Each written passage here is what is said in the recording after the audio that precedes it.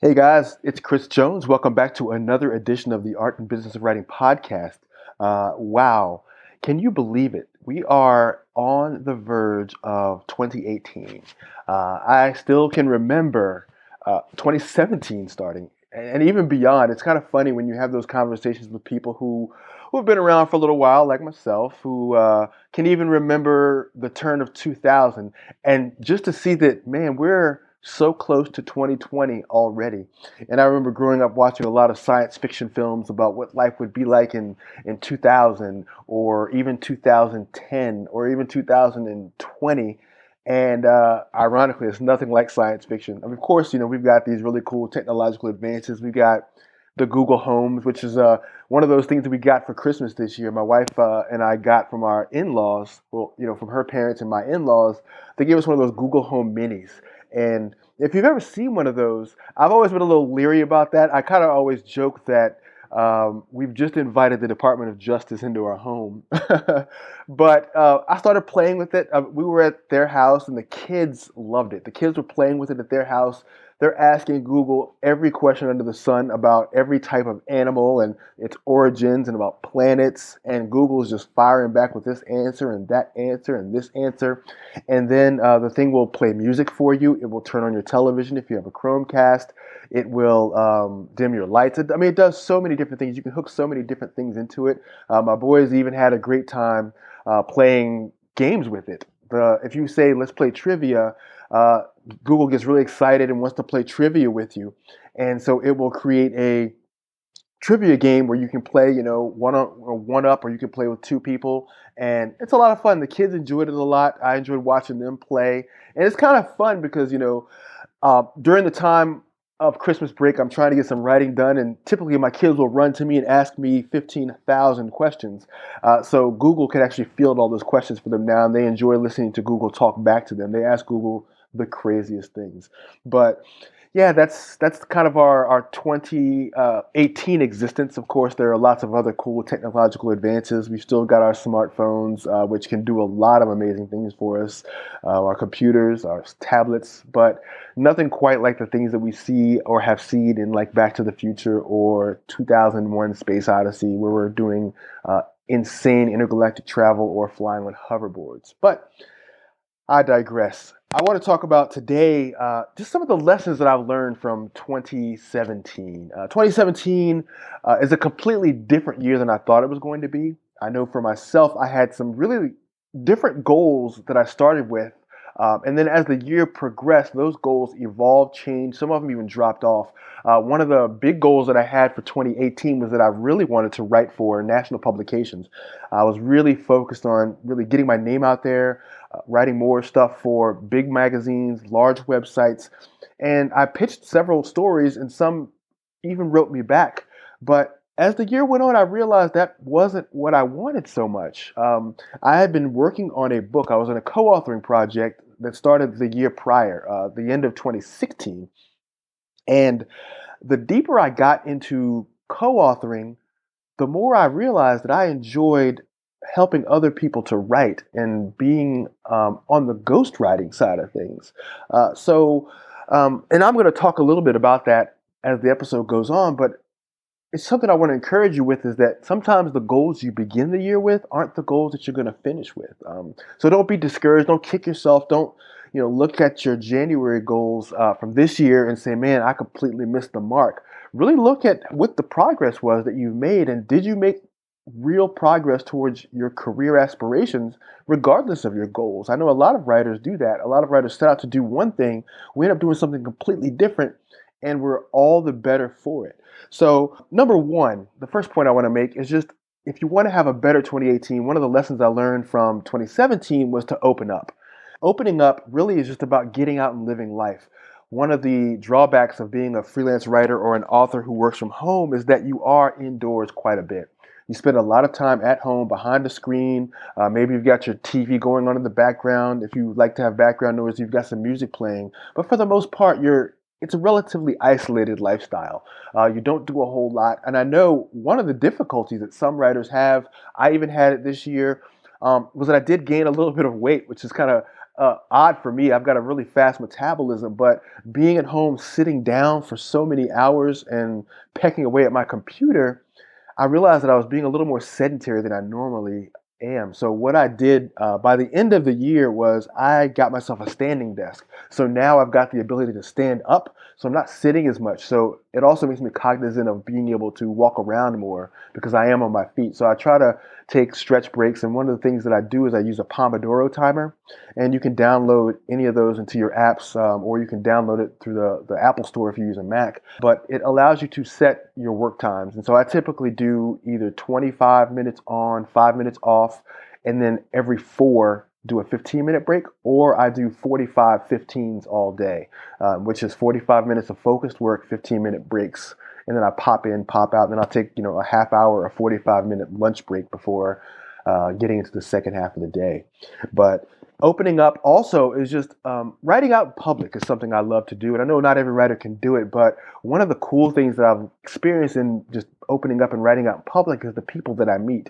These people invariably kind of become your fans. So when you see them in public or you go to the same places to write, they're wondering what you're doing. They're cheering you on, which is really good for the self-esteem. It's really good for boosting your that feel good that you have that you need sometimes when you're sitting around wondering, am I doing this right? And then you see people in public who are just excited to see you out there. They ask you how your writing is going. They want to know what you're up to next. And it's a really great feeling. And it happens to me a lot when I go to Starbucks. I've got a few people there who know that I'm a writer, and they'll just ask me every time, hey, what's new? What are you writing about? What's exciting? And so it feels really good. But another thing is that when other people in that vicinity hear you talking, then they chime in. And I've made, I think this year, I made about $500 of additional income because of eavesdroppers. And I know that sounds funny, but it's the truth. When people hear you talking about writing, a lot of people don't run into writers very often. So people would ask me, hey, what do you write? And invariably I would say, hey, I write for publications. I write for magazines and I write for websites online. And they would pitch their stories to me. And if I found them interesting, I would pitch them to my editors. And if my editor found them interesting, they would assign the stories. And so I ended up making around $500 of additional income just from opening up. So I just want to encourage you in 2018, if you're someone who likes to write indoors, who's solitary, open up. If you can edit outdoors, if you can review your manuscripts out in public, find a public place and just meet people. Talk to the person across the table from you. Talk to the person who's standing in line with you. But really get out there and open up. Expose yourself to new things. Expose yourself to new people. But it's also just good for the soul to be out in nature rather than being chained behind your desk all day. Good for your health as a writer. Keeps you from getting into depression and discouragement and feeling that isolation that comes with being at home behind your desk all day. So that's number one. Number two, experiment. Something that I did this year towards the end of the year is I experimented with genre changes, not in my writing, but in how I consume information or what inspires me. Typically, what I like to do is I like to read a lot of websites. I'll go through it. I'll just read everything on websites or I'll listen to lots of podcasts. Towards the end of the year, I decided I wanted to try something different. I started thinking about parallels of what I do. So what's the parallel for an indie author? The parallel for indie authors are indie musicians and indie film. So I started experimenting, listening to more independent music and watching more independent film because I think a lot of the films that come through Hollywood for me, they just aren't as creative anymore. They're not as fun. They're full of CGI. They're full of just nothing but action sequences for the sake of action sequences. And a lot of the character development feels a little hollow. But what I've learned, and the same thing with the music industry, they're just putting out kind of this bubblegum syrupy pop music all the time without a lot of really thoughtful lyrics. But when I listen to indie music and I watch independent film, you can see that these people are the same as we are as self-published authors, as independent authors. They're trying to make their footprint. They're trying to become known. So there's more quality behind the lyrics. There's more time spent in putting together the sound quality for the song. And the same thing with the filmmaking. The characters are a little bit more developed. Plot has a little bit more structure, and they're a lot of fun to watch. And one filmmaker I really got into in the fall was Mike Flanagan. And he's produced some really great films. He's produced Oculus, and he's produced Gerald's Game, and he's produced several other films that I found on Netflix. And there's Hush was another one, which was fantastic. So I started watching some of these films and just getting lots of ideas, but it was good just to feel how people who are also indie do things. So it was an inspiring journey for me, and I definitely encourage you to experiment and also listen to podcasts that you typically don't listen to or styles that you typically don't listen to. Typically, I'll find myself listening to a lot of business podcasts. I'll find myself listening to a lot of writing podcasts. But this year, I decided to do something different. Towards the end of the year, like I said, as I was evolving and my goals were changing, I changed it up with the podcast too, and I started listening to more commentary style podcasts. So I was listening to more of things like Anna Ferris's Unqualified, and I was listening to more of the Tim Ferriss podcast, and I was listening to more kind of storytelling types of podcasts, Malcolm Gladwell's Revisionist History. So just trying to get different flavors and hear the ways that people were delivering story was very helpful for me because that helps me as a writer to be able to not just hear story on a podcast or hear story depicted in music or see story depicted on film, but just have that full experience of experimenting with different mediums to inspire my own writing. So I definitely want to encourage you to do more experimentation in 2018 in order to really flourish next year. The next thing I did was I decided to go old school. This is something my friend Kayla Thomas, who was also my podcast host from time to time, we talk a lot about is just going analog, going old school, putting down some of the apps, getting rid of the screen sometimes, and really just getting back to old school writing, which is pencil and paper, getting back to old school planning, which is using a calendar. So just getting back to those things that are heavily visual based, heavily sensory based, which is, your hand and your eye touching paper and actually making impressions on the sheet. So go back to some old school tactics. Try to turn your phone off sometimes. I've started doing that more recently is during the day, I'll turn off my alerts on my email. I'll turn off all my instant messaging apps. I'll turn my phone off and I'll go straight into just kind of a quiet mode. And it's been so helpful to have that focused time because I know they say that and there's science that backs it up that talks about just having quiet time to get work done because once you become distracted or interrupted once, it can take up to 20 minutes to get back into that groove again.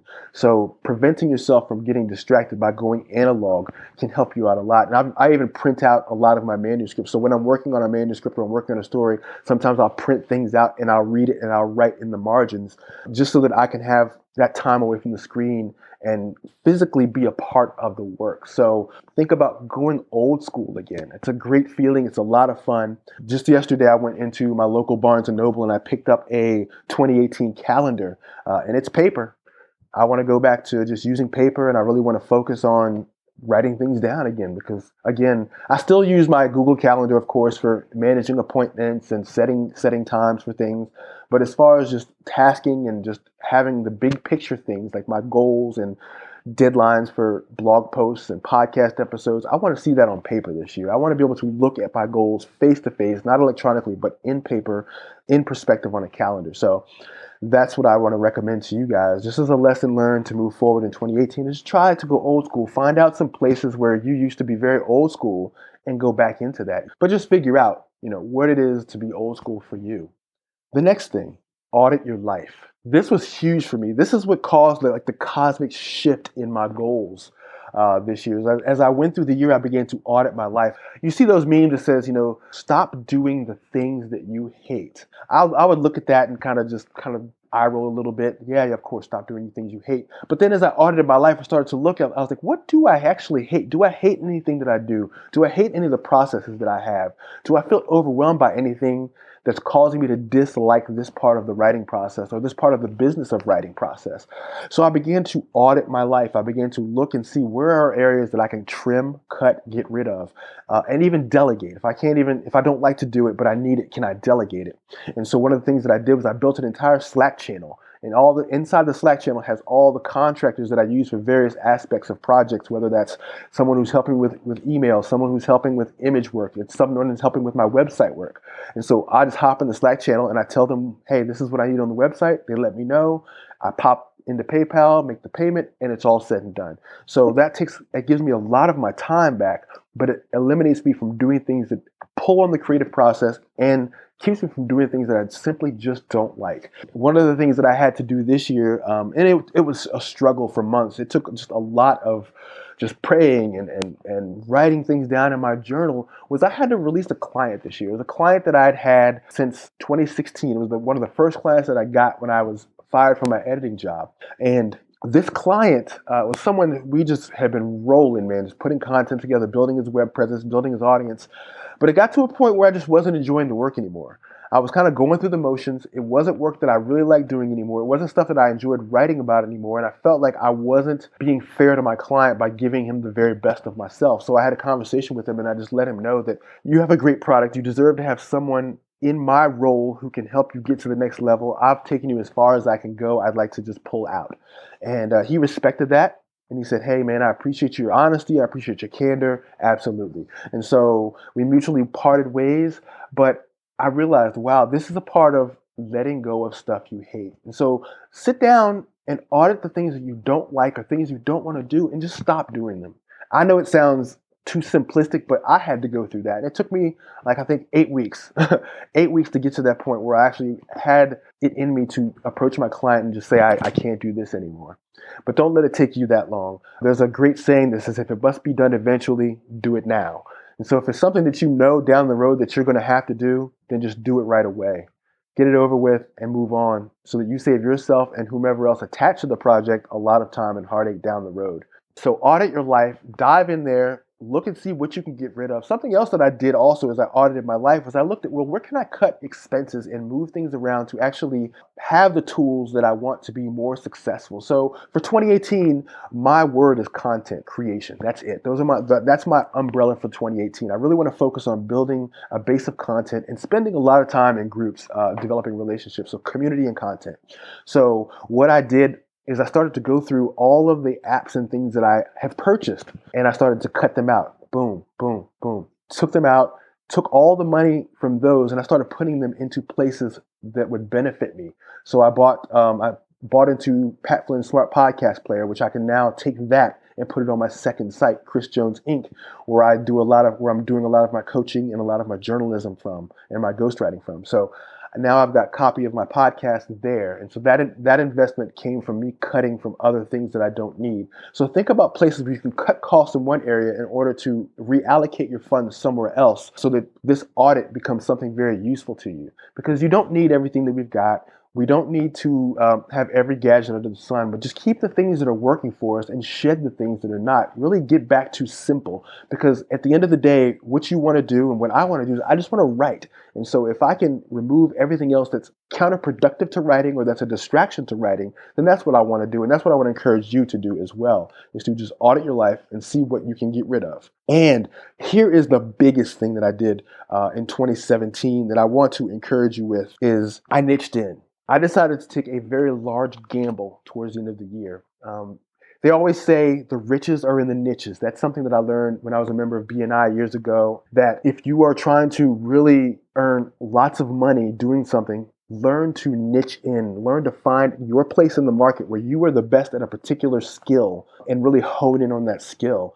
Another one of those little cliche statements is be specific to be terrific.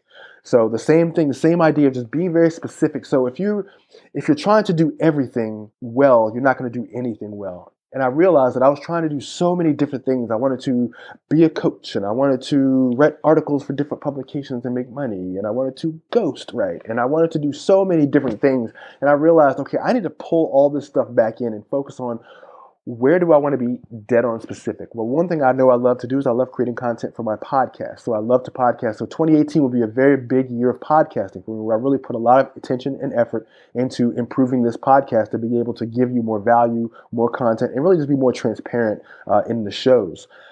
So that's one thing. But number two is I really want to focus on carving out myself in the ghostwriting space and in the co-authoring space, being able to help authors to write their books and coach them through it if they want to, writing with them or writing for them. So that's really my main focus. And so I want to niche in. And so when I made the decision to niche in, it was very scary because I was making decent money working with various numbers of clients.